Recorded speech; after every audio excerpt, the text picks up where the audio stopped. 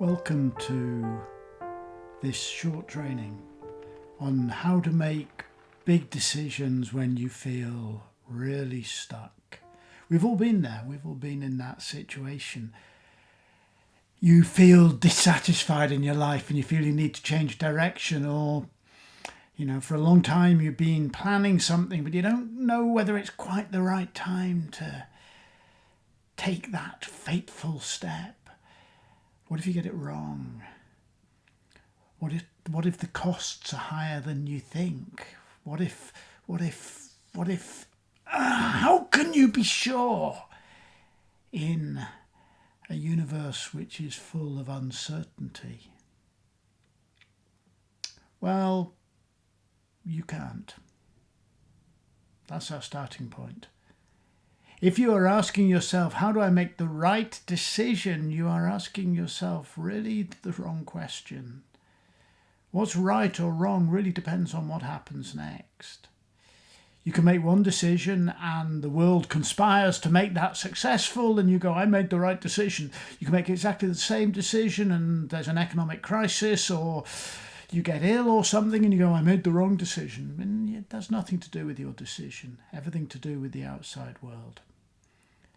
So rather than ask, how can I make the right decision? My starting point is, given what I know, how can I take my best guess?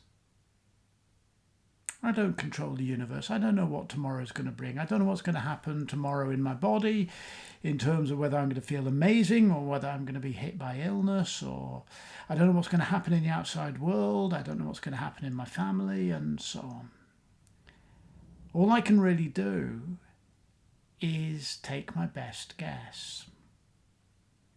Now that's a little frustrating for people who like to be in control, but here's a bit of a tough lesson for people who like to be in control.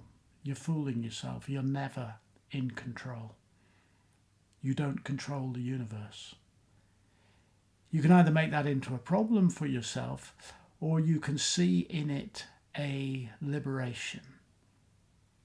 If you're not responsible for the entire universe, then you can simply take your best guess. And that's what we're looking at in this training. Now, I know time's short, attention is precious, you want results. I get that. So let me start by frustrating you. We're going to slow down a little bit. Now, if you don't want to slow down, if you want an answer now, you are committing yourself to rushing into a decision and following through on it, hell for leather, regardless of whether it's a good decision or not.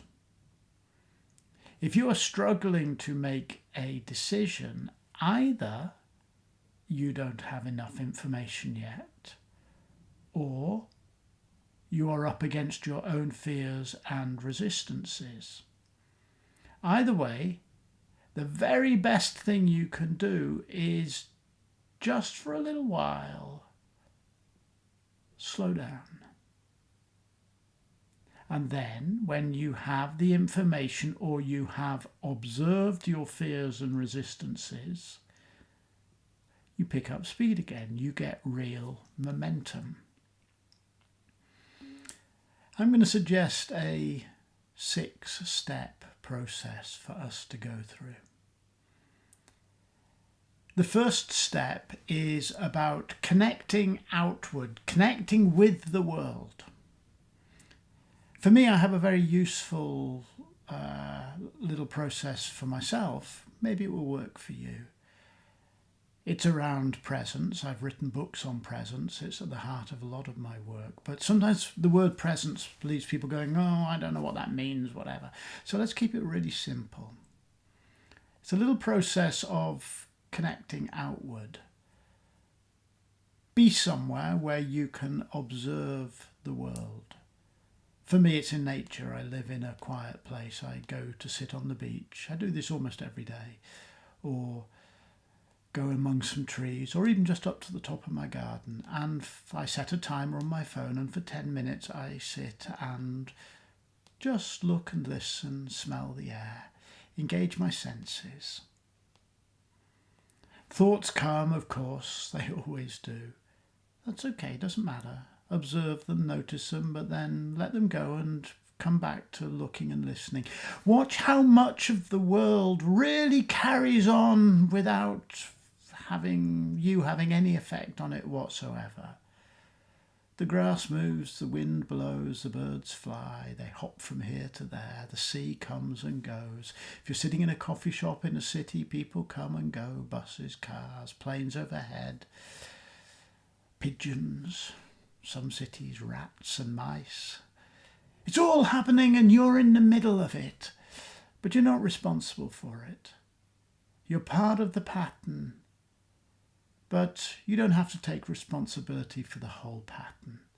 You only have to take responsibility for that part of it which you decide, and you need to take responsibility for how those decisions affect other people. So before we start anything, step one, connect outwards. Be part of the world. And then step two is, as you begin to turn your mind to this decision that you're trying and failing to make, connect inwards. Think about the vision that you have or the dissatisfactions that you're experiencing. Think about how things might be different. Think about what you would be doing if you followed a new path, or what you'll be doing 5 years from now if you stay on the same path. You don't know, of course, you're just making your best guess, but go on, take a guess. Think about those things, but as you think about them, try also to pause from time to time and listen to your body. We are connecting inward. If you think about how things will be, you guess, 2 years from now, if you don't make a change in your life, do you feel tension or stress somewhere in your body, in your shoulders, in your chest, perhaps? Do you find that your feet start to jiggle? Are you frowning? Is your face tense? Where is that fear or resistance appearing in your body? If you think about making a change, yeah, I'm going to go and do this with my life instead, or do you feel excitement somewhere in your body, or fear or resistance? What is your body telling you? If you notice that you have tension in your jaw as you think about making a change, see what happens if you relax it, and then think about that change again. If your shoulders are tense when you think about not making a change in your life, what happens if you choose to relax your shoulders? See how intervening with your body changes how you think, because you see your body is telling you what your conscious mind cannot see. It is revealing to you the contents of your unconscious. Then we come to a third step. As you consider making changes and consider your life as it is right now, ask yourself, who's my gang? Who's my community? And the parallel question, who do I want my gang to be? Who do I want my community to be? Ask yourself who matters to you, who resists you, where you feel you belong, where you should belong but feel that you don't belong. Ask yourself, if you were to make the changes that you're considering making, what communities would you need to join? Who would your gang be then? Who would you have to discover and make links with? If you made changes, who would resent you? Ask yourself how the network of communities that we're all part of, how that would shift and change if you chose to change the direction of your life?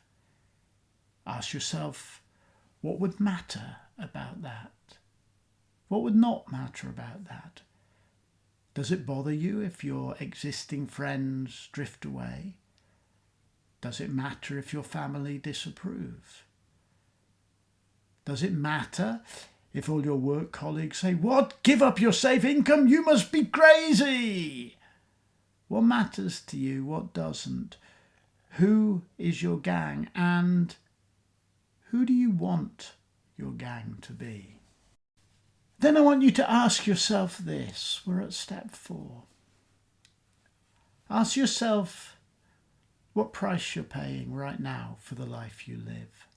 Sometimes we get very hung up on, can I afford to make a change financially, emotionally, in terms of reputation, whatever? Can I afford it? Good question. But there's another question. Can you afford not to? What are you paying not to make a decision? And then, of course, ask yourself, what would you have to pay to make a decision? Now, paying doesn't only mean money, of course. What are you paying in terms of your reputation? Does it matter? Reputation with whom? Reputation with your family? Does that matter? What are you willing to pay? Reputation with your wider community, with your work colleagues, the people you studied at university with, whatever. What are you willing to pay, or are you paying already, in terms of reputation, in terms of the amount of energy it takes you to get through the day? What are you paying in terms of your passion, those secret needs and yearnings that we all have that perhaps right now you're not fulfilling? Or perhaps you would have to put aside in order to fulfill some new ambition. What price are you paying? What price will you have to pay not to change? What price do you anticipate paying if you do head off in your new direction? Everything costs. What price are you willing to pay? How big is your budget of passion, reputation, energy, money?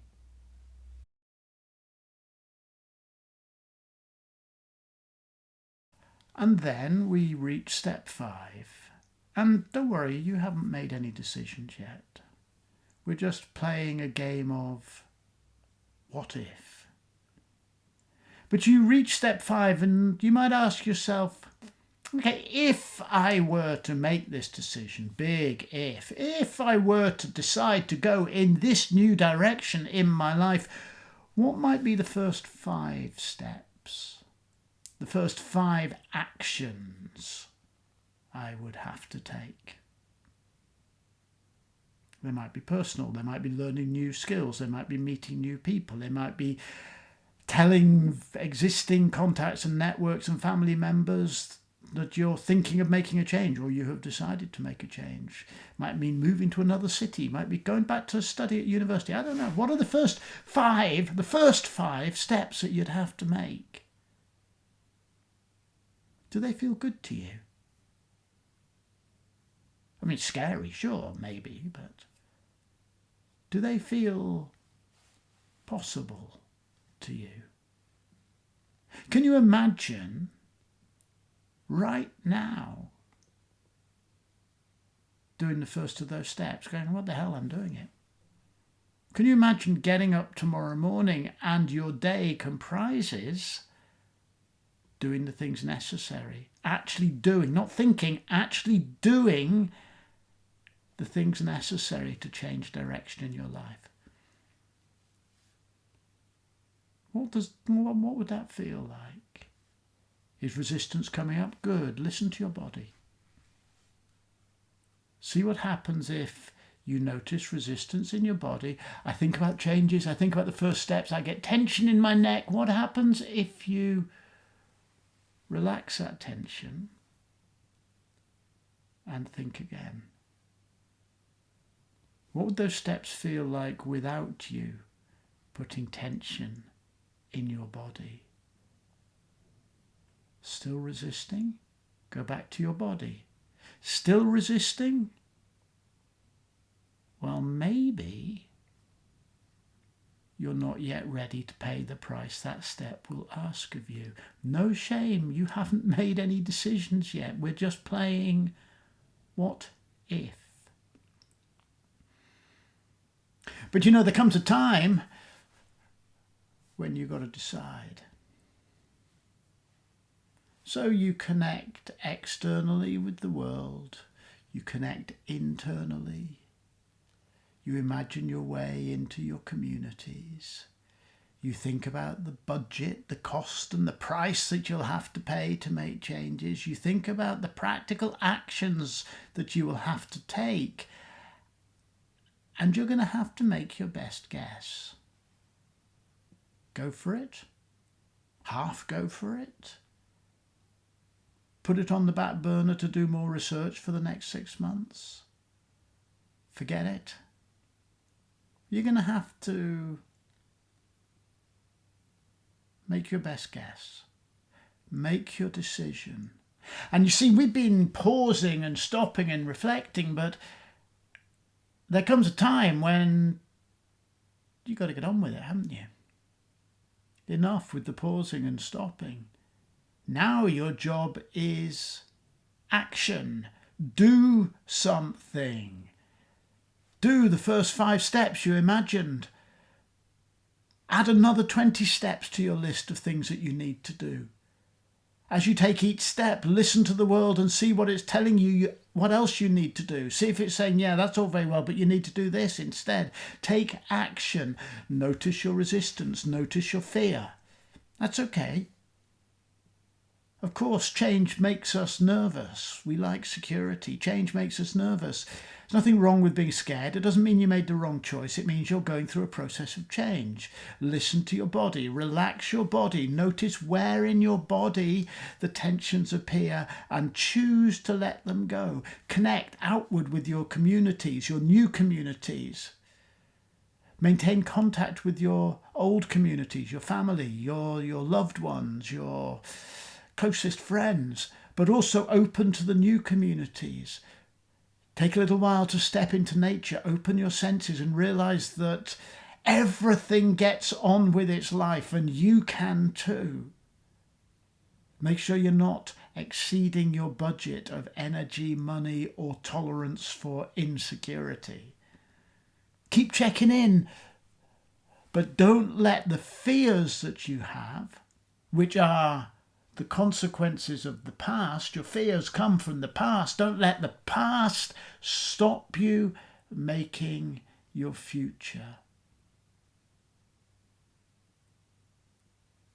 We go through a process of slowing down, looking outward and inward, connecting with our communities, imagining how change might feel, and then when we have slowed down to be able to see things clearly, we pick up speed, we get momentum. Always be willing to reach out, to connect, to ask for help. Get a coach or a mentor. Reach out to friends. Talk to people who've achieved what you want to achieve. Whatever it is, we are all made stronger through connection. It's not weakness, it's called being human. I hope this has been of some use to you. If it has, drop me an email and let me know. I coach people and mentor people, many people from many realms of life, particularly because of my background, artists and educators and radicals and free thinkers and mavericks. I also work with people from business and entrepreneurs and so on. Great joy of my life is the diversity of people that I work with. If you think you'd like to work with me, drop me an email. We'll set up time to have a chat, and I promise you this, I won't try to sell you anything. Whatever big choices you're contemplating right now, I hope they fill you with such passion and joy, and whatever choice you make, may it lead you to a truly fulfilling life. Thanks for watching this.